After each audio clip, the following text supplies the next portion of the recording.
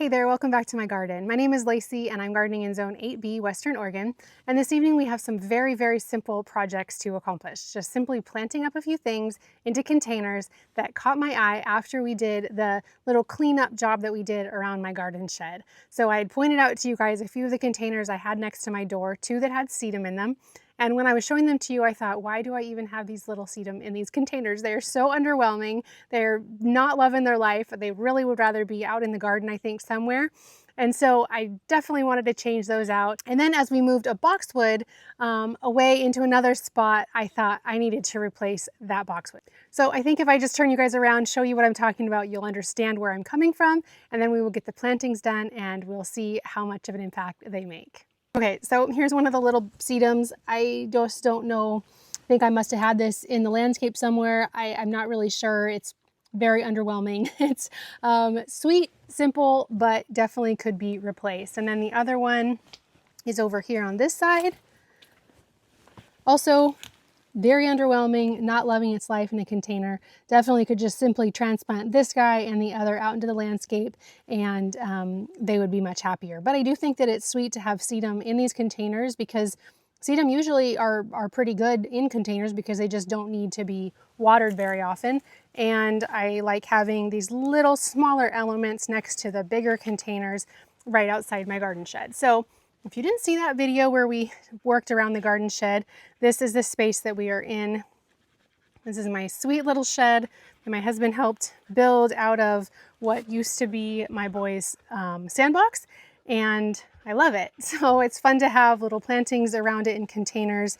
I have a camellia and a boxwood and then some other sweet things on the other side. There's a Eugenia topiary, and this is the area over here on this side that we just recently worked on cleaning out some things that had gone to seed and just kind of really become rather messy. And we just planted in this little small hedge of little missy boxwood. So what I did with the boxwood is moved one over here. That's a nice full green velvet.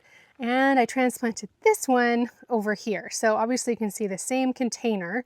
This also is a green velvet boxwood, but it had some damage on the bottom. And so earlier on in the season, I trimmed it up. I don't know, almost like topiary formed it. And I thought it would be fun to see what it continued to do. After I planted in these little missy though, I wasn't really enjoying having that one here as the punctuation mark for the end of the planting.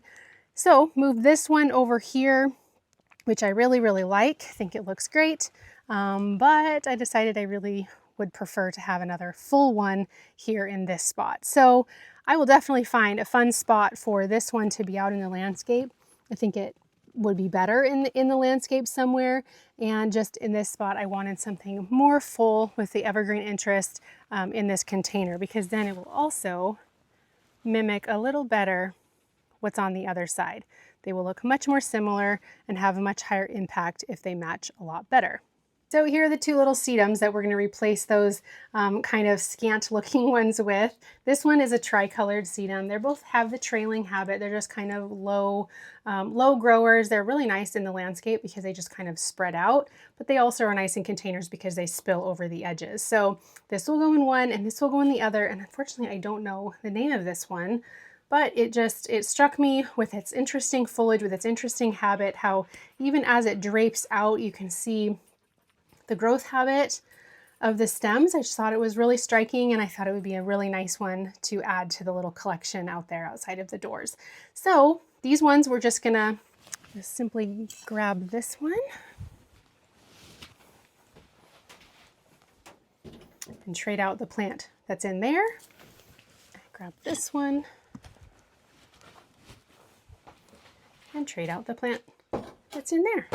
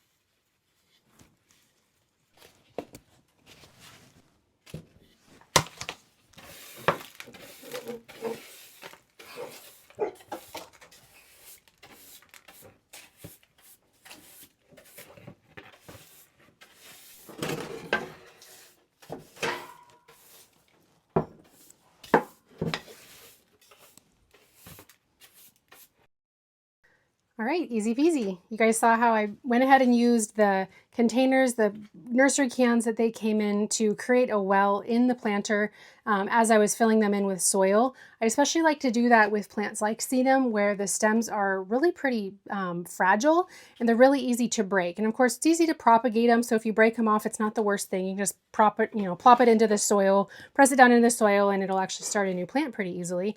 But these were so nice and full that, breaking off any of the stems would have been kind of sad, messing up the form of the plant. So didn't want to do that. I think I first learned about using that method possibly from Monty Don. I'm not really sure, but I use that really often when I'm planting out my containers. Just pressing the container down into the soil, packing new soil around it really, really tightly, easing it back out of the container, and then just gently placing in the new plant. Really easy, effective way to plant in new plants without possibly damaging the stems. So now we'll just get these guys placed. I think I'll put this one over here because there is this one right here that's, I believe, the same. I think it's the tricolored also, or a variety of the tricolors. So then we'll put this one.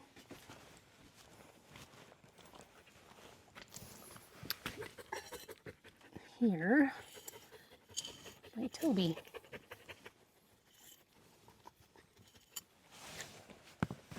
Cute.